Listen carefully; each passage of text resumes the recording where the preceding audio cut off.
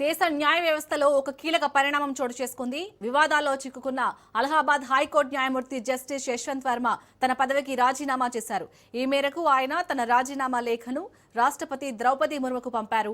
గత కొంతకాలంగా సాగుతున్న క్యాష్ స్కాండల్ వివాదం నేపథ్యంలో ఆయన ఈ నిర్ణయం తీసుకున్నారు.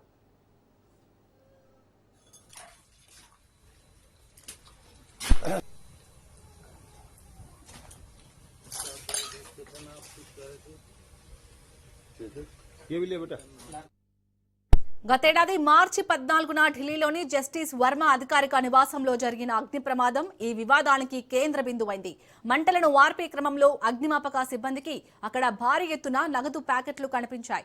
సగం కాలిన నోట్లతో కూడిన ఈ నగదు విలువ సుమారు 15 కోట్ల రూపాయల వరకు ఉంటుందని అంచనా.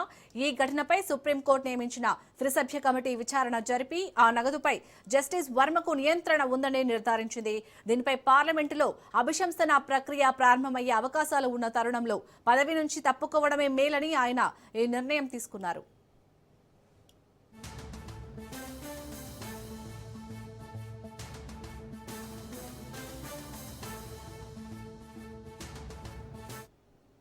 దేశ న్యాయ వ్యవస్థలో ఒక కీలక పరిణామం చోటు చేసుకుంది. వివాదాల్లో చిక్కుకున్న అలహాబాద్ హైకోర్టు న్యాయమూర్తి జస్టిస్ యశ్వంత్ వర్మ తన పదవికి రాజీనామా చేశారు. ఈ మేరకు ఆయన తన రాజీనామా లేఖను రాష్ట్రపతి ద్రౌపది ముర్ముకు పంపారు. గత కొంతకాలంగా సాగుతున్న క్యాష్ స్కాండల్ వివాదం నేపథ్యంలో ఆయన ఈ నిర్ణయం తీసుకున్నారు.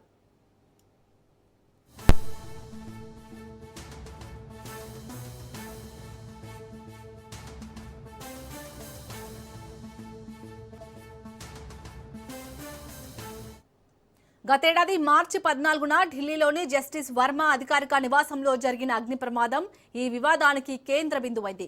మంటలను వార్పే క్రమంలో అగ్నిమాపక సిబ్బందికి అక్కడ భారీ ఎత్తున నగదు ప్యాకెట్లు కనిపించాయి. సగం కాలిన నోట్లతో కూడిన ఈ నగదు విలువ సుమారు 15 కోట్ల రూపాయల వరకు ఉంటుందని అంచనా. ఈ ఘటనపై సుప్రీంకోర్టు నియమించిన త్రిసభ్య కమిటీ విచారణ జరిపి ఆ నగదుపై జస్టిస్ వర్మకు నియంత్రణ ఉందని నిర్ధారించింది. దీనిపై పార్లమెంటులో అభిశంసన ప్రక్రియ ప్రారంభమయ్యే అవకాశాలు ఉన్న తరుణంలో పదవి నుంచి తప్పుకోవడమే మేలని ఆయన ఈ నిర్ణయం తీసుకున్నారు.